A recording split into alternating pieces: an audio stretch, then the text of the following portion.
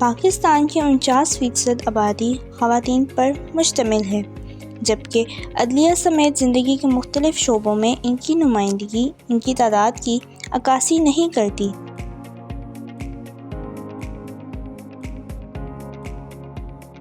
اس profession میں جو ہے جب میں نے انرولمنٹ کی لی تھی تو اراؤنڈ 20% خواتین تھی جنہوں نے اس میں رجسٹر کروایا تھا، اور اس میں سے 2-3% نے تو بالکل پرسو نہیں کیا، اور فائنل ایئر کے بعد 5% ہوں گی جنہوں نے شادی کے بعد چھوڑ دیا یا اس کو کنٹینیو نہیں کیا، اور جنہوں نے کنٹینیو کیا اس میں سے کچھ ایسی ہیں کہ ابھی الحمدللہ انہوں نے ابھی پریکٹس کر رہی ہیں سکسیسفلی پر اعتماد طریقے سے اور کامیابی سے، اور کچھ ایسی ہیں کہ جنہوں نے شادی کے بعد چھوڑ دیا۔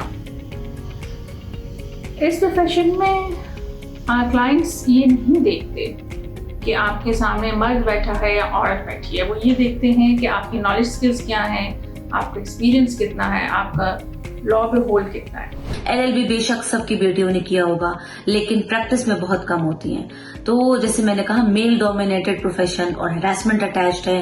پھر اس فیلڈ میں ایکسل کرنا، میں یہ بات اس کے اوپر پرزور اصرار اس لیے کروں گی کہ یہ ایک ایسا پروفیشن ہے جس میں کنسسٹنسی بہت امپورٹنٹ ہے۔ آپ کو کنسسٹنٹ رہنا پڑتا ہے۔ اگر آپ اس پروفیشن میں آتے ہیں آپ کو کم از کم 5 سال کی اسٹرگل لگتی ہے، اس کے بعد ہی آپ کے کہیں تھوڑے بہت آپ کو کیسز ملنا سٹارٹ ہوتے ہیں اور آپ اس پروفیشن میں آگے بڑھتے ہیں۔ اس میں میل کے لیے بھی ایک چیلنج ہوتا ہے اس پروفیشن میں اسٹے کرنا، اور فیمیل کے لیے تو پھر جیسے کہ دوسری فیلڈ میں بھی خواتین کے لیے مسائل ہوتے ہیں، اسی طرح اس فیلڈ میں رہنا، پھر ٹرسٹ ڈیولپ کرنا لوگوں کے اندر، کلائنٹس کو ڈیل کرنا، ان کے اوپر اپنا ٹرسٹ ڈیولپ کرنا، یہ ایک بہت بڑا جو ہے میں کہوں گی چیلنج ہے خواتین کے لیے کہ وہ اس پروفیشن میں رہیں۔ ملکی تاریخ میں پہلی بار لاہور ہائی کورٹ کی جسٹس عائشہ ملک کو سپریم کورٹ کا جج بنانے کا فیصلہ کیا گیا۔ Chief justice of Pakistan Gulzar Ahmed نے اس معاملے میں اہم کردار ادا کیا۔ جس طرح معاشرے میں اچھے برے لوگ ہیں، اس طرح آپ کو اس پروفیشن میں بھی اچھے برے لوگ ملیں گے۔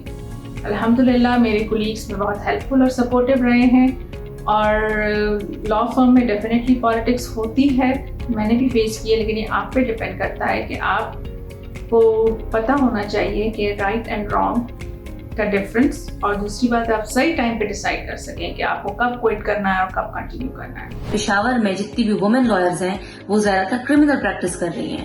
فیمیل لائرز فیملی میٹرز کو ڈیل کرنے کی بجائے کرمنل پریکٹس ان کی زیادہ بہتر ہے، تو یہ ایک اچھی اور خوشائن بات ہے۔